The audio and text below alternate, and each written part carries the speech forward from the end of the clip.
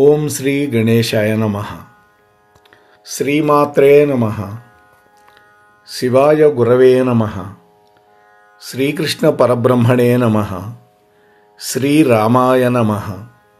శ్రీ గురుభ్యో నమః. సచ్చిదానందరూపాయ విశ్వోత్పత్యాదిహేతవే తాపత్రయ వినాశాయ శ్రీకృష్ణాయ వయం నమః. ప్రియ భగవద్బంధువులరా, మోహనవాణి ఛానల్ ద్వారా ఈ వీడియోని వీక్షిస్తూ ఉన్నటువంటి భక్తామ తల్లులకు తండ్రులకు ముందుగా నా యొక్క సాధువాదాలు. ఈ ఛానల్కి ఇంకా గనక మీరు సబ్స్క్రైబ్ చేయకపోతే దయచేసి వెంటనే సబ్స్క్రైబ్ చేసుకోండి. మీతో పాటు మరొక 5 మందిని కూడా సబ్స్క్రైబర్లుగా చేయండి. అంశం మీకు నచ్చితే లైక్ ఇవ్వండి, అలాగే మీ కామెంట్ పెట్టండి, మీ బంధుమిత్రులు కూడా షేర్ చేయండి. ఈ వీడియో ఎవరు చూస్తే వాళ్ళకు ప్రయోజనమో వాళ్ళకు కూడా పంపండి. ఇవాళ ఎక్కువ మంది జాతకాలు నమ్ముతున్నారు, మంచి విషయమే. అయితే పెట్టుడు జనన ముహూర్తాలు నిజంగా ఫలితం ఇస్తాయా? ఇది ఈ రోజున మనం ఎక్కువ మంది ఎదుర్కొన్నటువంటి సమస్య. ఎదుర్కోబోతున్న వాళ్ళు కూడా ఉన్నారు.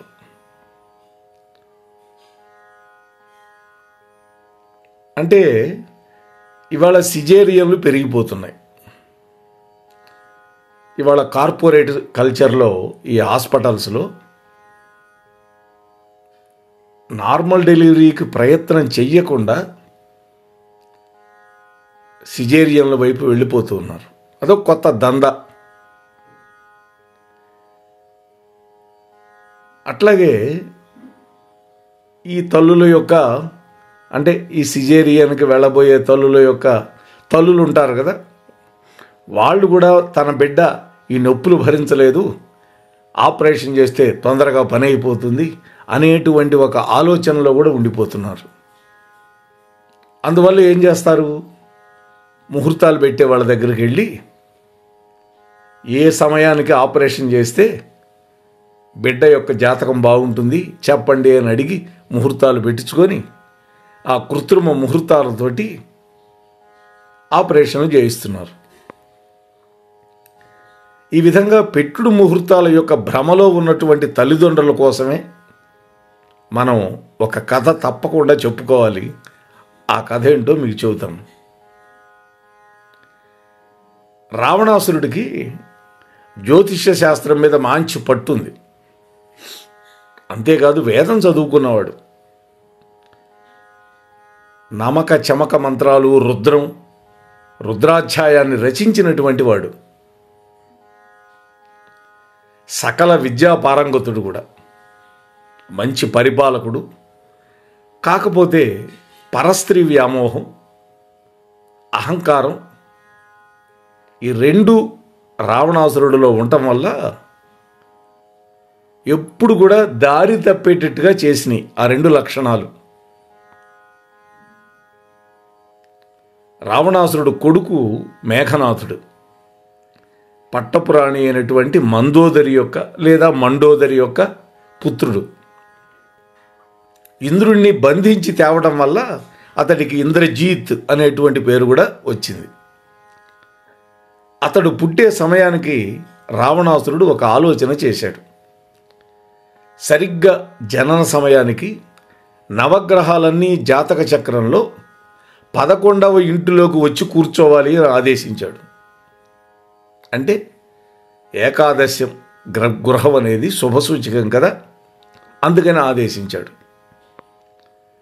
నవగ్రహాలని పంచభూతాలని శాసించినటువంటి వాడు, అందువల్ల శాసించాడు. సూర్య చంద్రులను కూడా శాసించాడు.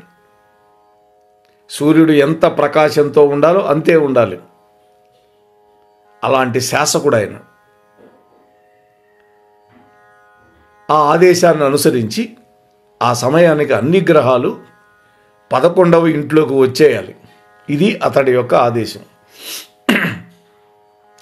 రావణుడంతటి వాడు ఆదేశిస్తే తల ఒగ్గనటువంటి గ్రహం ఏముంది జగత్తులో? అందువల్ల కిక్కురు మనకుండా వచ్చి చేరిపోయినారు. 5వ ఇంట కేతువును ప్రవేశపెట్టాడు.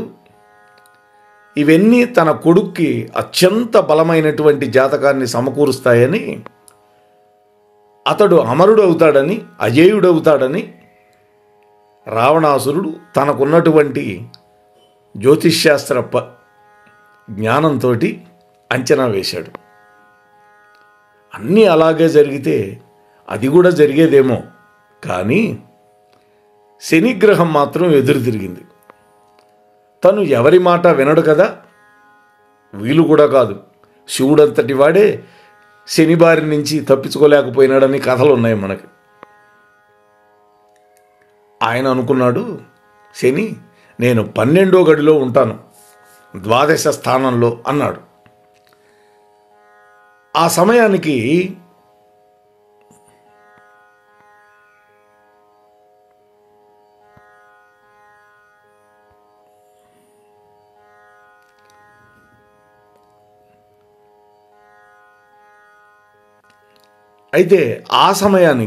ఆ గడిలోనే ఉన్నాడు. ఏది? ఇంద్రజిత్తు యొక్క జనన సమయానికి. ఆ గడి కూడా శుభసూచకం కదా. పైగా కొలువు తీరినటువంటి శని జ్యోతిష్శాస్త్రంలో 12వ ఇంట చెల్లించవలసినటువంటి కర్మ ఫలాలకి, కర్మ రుణానికి సూచిక. దీంతో తన ప్లాను వర్కౌట్ కాలేదు అనేటువంటి కోపంతో శనీశ్వరుణ్ణి తన సింహాసనం కింద బందీగా ఉంచిపెట్టేశాడు రావణాసురుడు. సింహాసనం కింద నక్కి కూర్చోవడం ద్వారా శని తల మాత్రం కిందికే చూస్తూ ఉంటుంది. అందుకని శని యొక్క వక్ర దృష్టి తన కొడుకు మీద కానీ, తన మీద కానీ, తన రాజ్యం మీద కానీ పడకూడదని రావణాసురుడు చేసినటువంటి ఈ చర్య యొక్క వెనక యొక్క ఆలోచన. కానీ శని ఎక్కడున్నాడనేది కాదు ముఖ్యం, శని యొక్క దృష్టి కదా ముఖ్యం. శని యొక్క ప్రభావం చూపుకి అతీతమైనది. అసలే రావణాసురుడి యొక్క అహంకారం, పైగా శని యొక్క కోపం. దాంతో అదుపు తప్పాడు రావణాసురుడు. సీతామాతని అపహరించడం చేశాడు. ఇవన్నీ కూడా శని యొక్క ఆలోచనల యొక్క వక్రగతి. అదే రామరావణ యుద్ధానికి, రావణాసురుడి యొక్క దుంపనాశనానికి దారితీసింది. అమరుడు అజేయుడు అవుతాడనుకున్నటువంటి మేఘనాథుడు లక్ష్మణస్వామి చేతిలో మరణించాడు. ఈ రావణాసురుడి కథలో చూపబడినట్లుగా జ్యోతిష్శాస్త్రం విధిని నియంత్రించడానికి ఒక సాధనం కానే కాదు. కానీ విధి యొక్క ఆటలో ఉన్నటువంటి విశ్వశక్తులని అర్థం చేసుకోవడానికి ఒక గొప్ప మార్గదర్శి అవుతుంది. అవును, వ్యక్తి యొక్క జనన సమయం ఏదైనా కానీ ఆ సమయంలోని గ్రహస్థితి ఆ వ్యక్తుల యొక్క జాతకాన్ని, భవిష్యత్తుని నిర్దేశిస్తుంది. అయితే కృత్రిమ జనన ముహూర్తాలు మాత్రం జాతకాలను మార్చలేవు. అంటే మనం అనుకుంటున్నాం మనం ఏదో ముహూర్తం పెట్టి ఆపరేషన్ చేయించాము అని, కానీ విధి నిర్ణయించినటువంటి సమయానికే మన మనస్సు కూడా ఆ ముహూర్తాన్ని నిర్ణయింపజేస్తుంది అనే విషయాన్ని మనం మర్చిపోకూడదు. అందువల్ల ఎవరి యొక్క పూర్వజన్మ సుకృతం, పూర్వజన్మ దుష్కృతం ఉన్నదో ఆ ప్రకారంగానే వాడు జన్మిస్తాడు. ఆ జన్మించిన దానికి అనుగుణంగానే వాడి యొక్క భవిష్యత్తు నిర్దేశింపబడి ఉంటుంది ఆల్రెడీ. మనమేదో ముహూర్తం పెట్టాము అనుకోవటం అనేది అమాయకత్వం. ఒక రకంగా మాట్లాడితే కోపం లేకపోతే అజ్ఞానం కూడా అవుతుంది. అంతే తప్ప మరొకటి కానే కాదు. కాబట్టి వీలైనంత వరకు గర్భిణీ స్త్రీ చేత కాస్త ఎక్సర్సైజ్ చేయించి నడిపించి సుఖప్రసవం అయ్యేదానికి మనం ప్రయత్నించాలి తప్ప ఏదో విపత్కర పరిస్థితి వచ్చి బిడ్డ అడ్డం తిరిగి పరిస్థితులు మారిపోతే దానికి సిజేరియన్ తప్పదు. వైద్యశాస్త్రం అభివృద్ధి చెందింది ప్రాణాలని కాపాడటానికి, కానీ ఇలాంటి వికృతమైనటువంటి చేష్టలు చేసి ప్రకృతికి విరుద్ధంగా విధికి వ్యతిరేకంగా ప్రవర్తించడానికి కానే కాదు. ఇది అందరూ కూడా గమనించాలి. సుఖప్రసవం వల్ల ఆ తల్లి ఆ పురిటి నొప్పులు పట్టడం వల్ల తన బిడ్డ మీద మమకారం వాత్సల్యం పొంగి పొర్లుతుంది. నవమాసాలు మోసింది కదా, అటువంటి తల్లి సహజమైనటువంటి ప్రసూతికి ఎందుకు భగవంతుడు మనకి సహకరించడు? కాబట్టి ఎప్పుడో విపత్కర పరిస్థితి వస్తే సిజేరియన్ చేసి తల్లి బిడ్డలని కాపాడాల్సినటువంటి బాధ్యత మన మీద ఉంది, వైద్యుల మీద కూడా ఉంది. అంతే తప్ప అక్కర్లేని దానికి సిజేరియన్ దాకా పోయి దానివల్ల తల్లి బిడ్డల యొక్క ఆరోగ్యాన్ని, వాళ్ళ యొక్క బంధాన్ని మనం తక్కువ చేసే విధంగా మాత్రం మనం చేయకూడదు. కాబట్టి రావణాసురుడంతటి వాడు నవగ్రహాలని సూర్య చంద్రులని అదుపు చేయగలిగినటువంటి వాడు కూడా శనైశ్చరుణ్ణి అదుపు చేయలేకపోయాడు. అందుకనే సుందరకాండలో హనుమస్వామి రాక్షసులందరినీ చంపేశాడు. శని బంధింపబడినటువంటి ఇంట్లో కూడా వెళ్ళాడు ఆయన. ఆ ఇంటికి కూడా నిప్పు పెట్టాడు. అప్పుడు శనైశ్చరుడు పెద్దగా అరిచాడు. అప్పుడు శనిని బంధ విముక్తుని చేసి విడిచిపెడితే అప్పుడు ఆంజనేయ స్వామికి ఒక మాట ఇచ్చాడు శనైశ్చరుడు. శనీశ్వరుడు అనకూడదు, గ్రహాలకి ఈశ్వరత్వం లేదండి. శనైశ్చరుడు, శనైహి చరహ శనైశ్చరహ అని, అంటే మందగమనుడు. ఒక ఇంటి నుంచి మరొక ఇంటికి మారడానికి, అంటే ఒక రాశి నుంచి మరొక రాశికి మారడానికి 2.5 సంవత్సరాలు పడుతుంది శనిగ్రహానికి. ఏలినాటి శని అని 7.5 సంవత్సరం ఉంటుంది. ఏకాదశం, ద్వాదశం, జన్మరాశి, ఈ 3 రాసుల్లో ఉన్నప్పుడు, జన్మరాశి అంటే 1, ఈ 3 ఉన్నప్పుడు 7.5 సంవత్సరం పాటు ఎవరికైనా సరే ఏలినాటి శని ప్రతి జీవి యొక్క జీవితంలో 3 సార్లు తప్పదు అన్నారు. ఇది ఏలినాటి శని. అటువంటి శనైశ్చరుని విడిపించినందువల్ల ఆంజనేయ స్వామి ఆనందపడిపోయి, ఓ ఆంజనేయ, నీ నామాన్ని ఎవరైతే జపిస్తారో, నీ పూజ ఎవరైతే చేస్తారో వాళ్ళందరికీ కూడా నా గ్రహ బాధ ఉండదు అని వరమిచ్చాడు.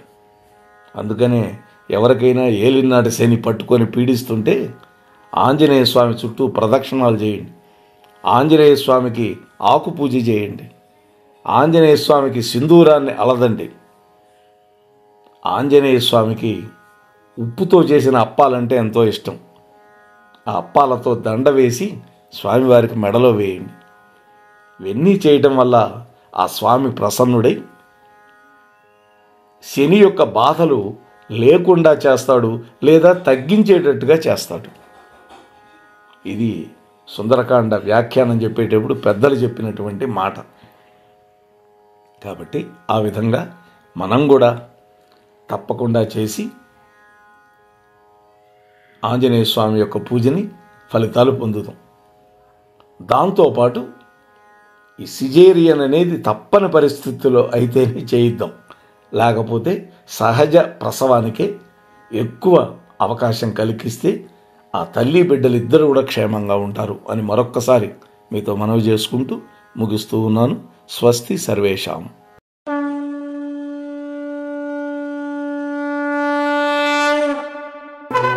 వినుడు వినుడు శోకలారా, మహాభారత కథలు మన మనుగడ కోసం అందించిన కథలు, శూరులు ధీరులు వీరుల చరితలు, మన కృష్ణయ్య బోధించిన బోధలు ఎంత విన్నా తరగని చెరగని మరువలేని మన భారతం మహాభారతం.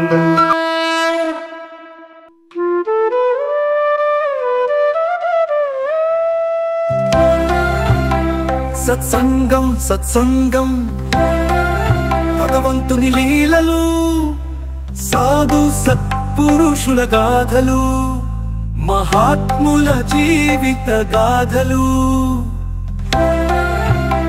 భగవంతుని తత్వం తెలుసుకునే ప్రయత్నమే సత్సంగం. ఈ సత్సంగం వినండి, వినిపించండి, వింటూనే ఉండండి. సత్సంగం, ఈ సత్సంగం.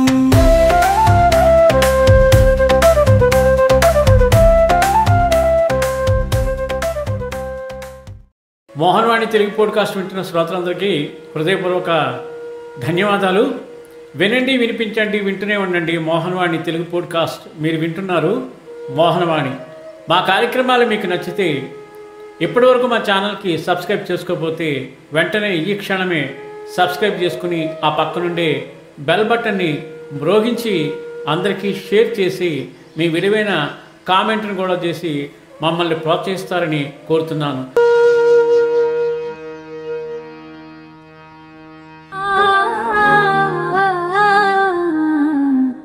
మోహనవాణి.